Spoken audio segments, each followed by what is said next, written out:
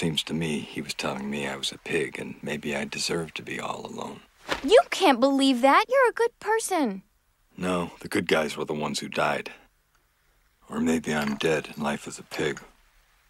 is the same thing as hell. To say that legendary anime director Hayao Miyazaki is a political filmmaker would be an understatement. I mean, is it really a Miyazaki movie if there isn't some compelling, detailed commentary about pacifism or environmentalism, or both? If you've been following my channel, then you know that Miyazaki isn't exactly shy when it comes to sharing his political beliefs, but unlike some other filmmakers who make their politics their whole personalities, Miyazaki's movies never feel like political films because one, he prioritizes making engaging narratives and not soapboxes for him to stand on and rant about his beliefs, and two, whatever political messages that are injected help complement their respective films and are completely intertwined with the greater plot. Miyazaki's films manage to be political without being political, but there are certain films that are more political than others, and if you ask me, I don't think that Miyazaki has made a more political film than his 1992 masterpiece, Porco Rosso. Now, I should preface right now that when I say this film about an airplane flying pig is Miyazaki's most political film, I don't mean that in the sense that it's making active political statements and messages. In many ways, you can kind of see Porco Rosso as the inverse of something like, say,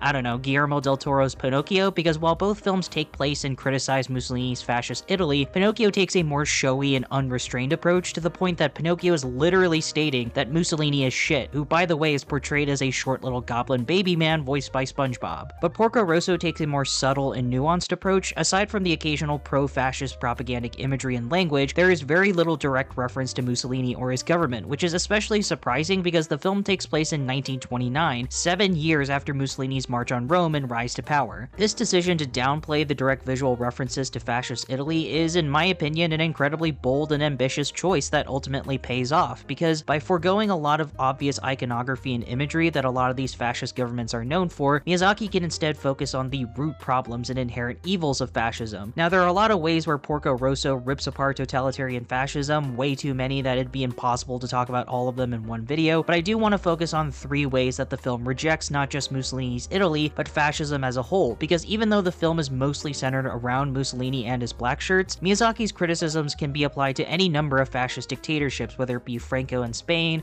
Hirohito in Imperial Japan, and especially, well, these guys. Hitler and Germany.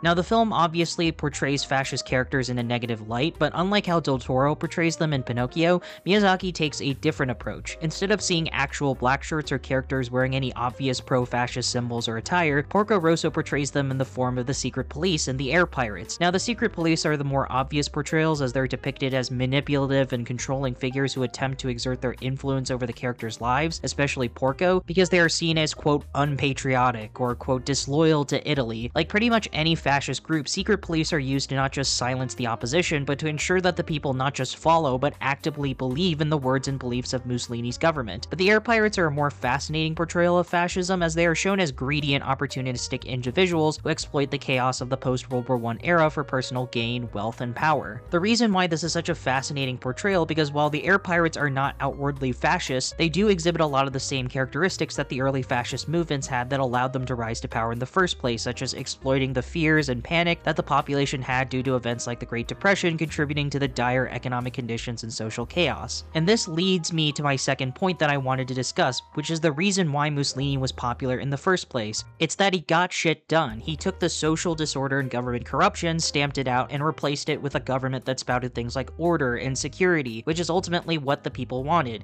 He prevented his people from starving to death during the Great Depression, and so to them that was better than whatever supposed freedoms that might have had under a democratic government. They wanted a sense of comfort and security, both economic and social, and in many ways Mussolini delivered on that, which is why he was so popular despite his party violating pretty much every human and political right in the book. Now, what does this have to do with Porco Rosso? Well, a lot, because while the film doesn't go too in-depth about the actual civilian life under fascist Italy, you can tell from the background and certain language that the average citizens use that they are very content with the lifestyle Mussolini has brought to Italy, because again, there is a sense of security and order that everyone is content with, so why bother fighting it? This is where the character of Porco Rosso comes in, because in many ways he symbolizes as a rejection against not just fascism itself, but the conformity that fascism brings. As a veteran of World War I who saw many of his past comrades die in battle, he is is a character that is scarred from the violence and death that occurred during the war, and while he doesn't outright say it, it is implied that he blames the government for the death of not just his best friend Bellini, but all the pilots who fought in the war. Now, this isn't a history video, so I'm not going to go into too many details, but World War I at the time was the most catastrophic war humanity had ever witnessed. 40 million people were killed, and all for not really that much change other than some shifts in lands and colonies amongst European powers, and for veterans like Porco who managed to survive the war, it was a horrifying experience that they can never simply recover from, and the last thing that Porco wants to do is associate himself with a government that advocates and pushes for more pointless violence and death. To side with a government that talks the talk about things like strength and power and masculinity, but has no actual experience with such ideas like Porco has, he rejects the ideas and policies that Mussolini's Italy proposes, which is why he ultimately defects from the Italian Air Force and becomes a bounty hunter, why he doesn't care for the uber-patriotism of Mussolini's Italy, why he states in the film, "Thanks for the offer, but I'd rather be a pig than a fascist." With no country and rejecting the remaining number of friends he has in his life, the only thing that truly matters to him at this point is one thing: his Scarlet Red fighter plane. Now, in case you don't know, Miyazaki has a massive hard-on for planes and flying, so much so that it's literally a plot element in almost every single one of his films. I'm gonna go more in depth about Miyazaki's love for planes and flight later in my future Wind Rises video, but the main reason Miyazaki has such adoration for airplanes and flying is that to him they symbolize freedom. They serve as symbols of human aspirations and the desire to transcend limitations, and this philosophical belief couldn't be more obvious than in the character of Porco Rosso, because to him, flying is life. It's the only remaining thing that gives him any sense of purpose, and in many ways, the ability to fly is his greatest weapon when combating Mussolini's fascist Italy. Porco's decision to live as a freelance pilot and to fly for himself not only allows him to live the lifestyle that he finds most comfortable and rewarding, but it also defies the nationalist ideologies of the time. As he mentions multiple times throughout the film, Porco's a pig. He doesn't have to abide by any sense of human laws, nationalities, or patriotism because he's not human. He chooses to fly and fight for himself, which thereby symbolizes not just the power of personal identity, but also the fight against and rejection of totalitarian fascism. Sure, he might be a bounty hunter who only fights for money, but Porco is ultimately more honorable and pure than any of the air pirates or members of the fascist Italian Air Force. And this doesn't just apply to Porco, as a number of side characters, particularly female, reject fascist ideology as well. For example, the very existence of the character Fio further reinforces this theme of embracing individualism and rejecting fascism, because despite her being young and a woman, she is one of the most skilled engineers in the film, and this ability allows her to excel in a traditionally male-dominated field, allowing her to become her own person instead of what's to be expected of her. The character of Gina also defies fascist gender roles, because while she's also a beautiful, elegant woman that pretty much every man in the film falls head over heels for, she is also a strong, intelligent businesswoman who runs her own hotel and is also heavily involved in aviation. As I'm sure you're aware, fascist governments aren't exactly known for their pro-feminist policies, so the fact that characters like Gina and Fio can be such strong symbols of anti-fascism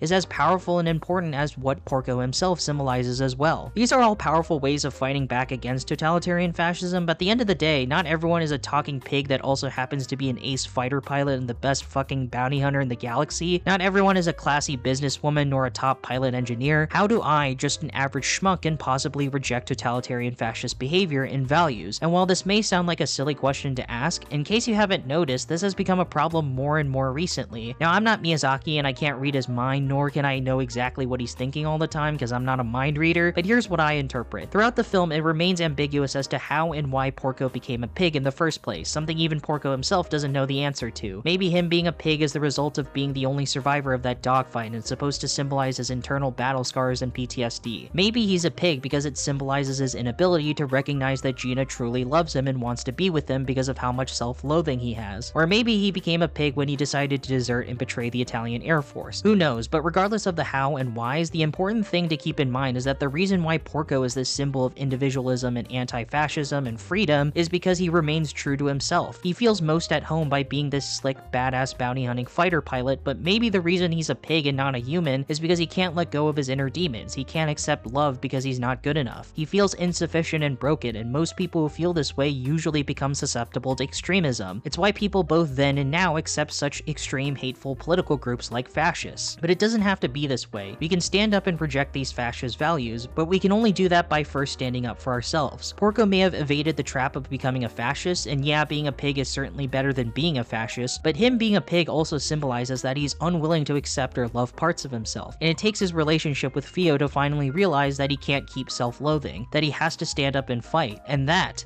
right there is is how we combat fascism, to recognize our past and confront our inner demons, because if we do that, we become invulnerable, and no one, not even the limp dick piece of shit assholes known as these guys, can hurt us.